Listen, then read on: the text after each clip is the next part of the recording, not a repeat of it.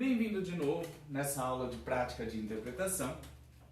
Nós vamos discutir um pouquinho sobre a interpretação na aula da filosofia, porque é uma disciplina que ela é muito abstrata e quando a gente pratica essa adaptação da língua dentro de um sentido abstrato, que não nos é comum numa língua que literalmente é espacial, nos ajuda a entender como fazer essa interpretação. Lembrando que nós estamos sempre no início, esses trechos são sempre pequenos, né? Nós nunca vamos fazer neste momento, por esse período, uma interpretação muito longa, né? De um trecho muito longo. Esse até é um pouquinho grande, mas é porque o conteúdo dele é interessante, então eu separei em pequenos trechos para fazer a interpretação. É desse livro aqui, Elogio à Loucura, de Erasmo de Roterdã, né? Desse livro mesmo que eu tirei da série Filosofar. E o trecho fala o seguinte: E agora, deuses imortais, devo continuar ou me calar? Mas por que devo calar o que é verdadeiro, o que é verdade? Talvez conviria uma questão tão relevante recorrer às musas de Helicon. Tanto mais que os poetas, na maioria das vezes, as invocam por puras ninharias. Aproximai-vos, pois, por instantes, filhas de Júpiter. Quero demonstrar que para essa sabedoria perfeita, chamada de cidade da felicidade, não há outro acesso a não ser por meio da loucura. É um trecho, tecnicamente, assim, ao ler, e para quem não conhece, parece muito extenso. Mas ele é um conteúdo único. Mas eu dividi em focos, né, para desenvolver ou praticar a interpretação. Vamos começar, então, né? Esse primeiro trecho. E agora, deuses imortais? Como que eu faço? A gente está trabalhando dentro de uma exclamação. Eu tenho que chamar a atenção na hora da interpretação. E o surdo que está acompanhando a interpretação, ele tem que sentir o que o texto realmente está passando para a gente. Então, quando eu falo, e agora, deuses imortais, o que eu estou falando? E agora, deuses que nunca morrem? E agora, a expressão, e agora, deuses. Tem dois tipos de fazer sinal. Deus, aquele que eu acredito. E na mitologia, quando não faz parte da minha crença e é mais de um, geralmente é o D. São vários deuses, certo? Então, e agora, deuses que nunca morrem. Nunca. Lembra? Existem dois sinais para nunca. Nunca, assim só, ou nunca. Nunca. Ok? E agora, deuses que nunca morrem, ou deuses imortais, posso continuar falando ou me calar? Lembra que é uma pergunta. Posso, em língua portuguesa, é devo continuar ou me calar. Então, devo continuar, falar, né? Devo continuar ou me calar? Lembra que perceba que eu troco o espaço do corpo. Isso é importante quando eu estou falando uma coisa ou outra. Quando eu faço uma comparação ou uma pergunta para decisão sobre duas coisas. Certo? Devo continuar ou me calar. Ok? Mas, dois dedos, um junto com o outro. Mas, por que calar o certo verdade? Tá? A frase em língua portuguesa, mas por que devo calar o que é verdadeiro, o que é a verdade?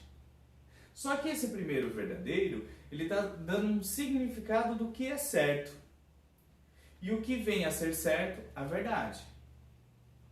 Existem duas proposições na hora de interpretar. Vocês lembram na aula que já foi ministrada dentro de curso ou mesmo no YouTube sobre o que é topicalização dentro de uma frase, certo? Então nessa frase, mas por que devo me calar? o que é verdadeiro, que é a verdade, tá? Qual que é o tópico principal daí? O tópico é a verdade, certo? O tópico principal é a verdade. Então, existe a maneira, eu posso colocar dessa maneira mais ou menos um português sinalizado, né? Falando, mas, por que calar, certo, verdade?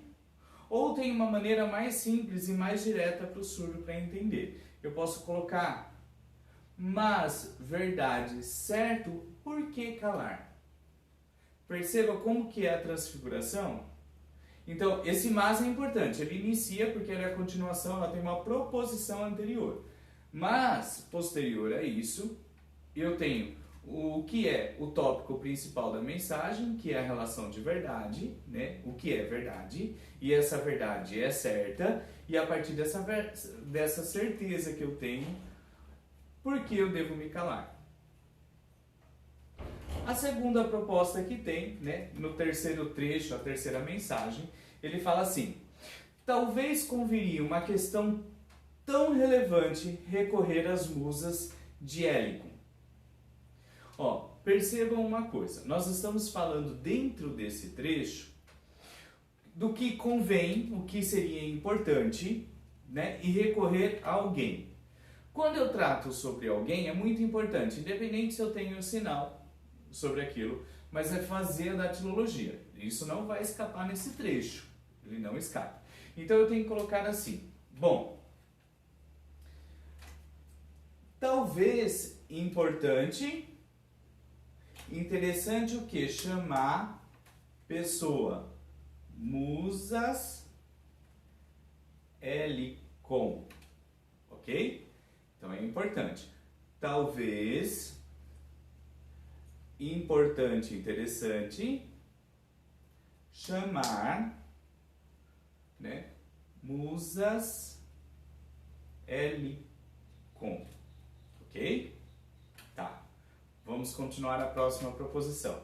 Tanto mais que os poetas, na maioria das vezes, as invocam por pura ninharias, certo? Então, como pessoa escreve poema, sempre chama porque coisas poucas. Ok? Ou também poderia, em vez de poucas, se você acha muito simplório, ou por coisas simples. Ok? Então vamos repetir então. Tanto pessoa escreve poema, às vezes chamam porque coisas simples. Perceba que a expressão nesse caso de simples, como a gente está substituindo ninharia por coisa simples, a expressão facial não vai ser assim de simples. Não, simples. Ela muda, é como se fosse uma coisa qualquer. É uma simplicidade qualquer, sem interesse nenhum. Então essa expressão é importante para mostrar o sentido para o surdo. A próximo trecho é aproximai-vos, pois, por instante, filhas de Júpiter. Quem é Júpiter? Primeira coisa, quem é Júpiter? É um deus, certo? Quem são as filhas de Júpiter? As musas.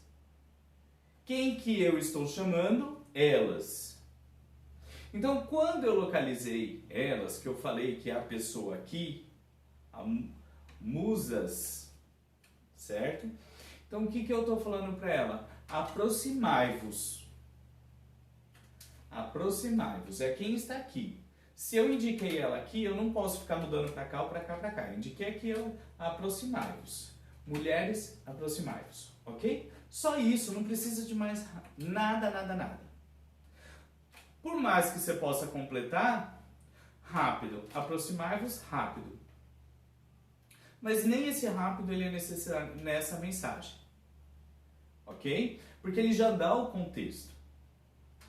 E por último, a última questão de todas, quero demonstrar que para essa sabedoria perfeita, chamada cidade da felicidade, não há outro acesso a não ser por meio da loucura.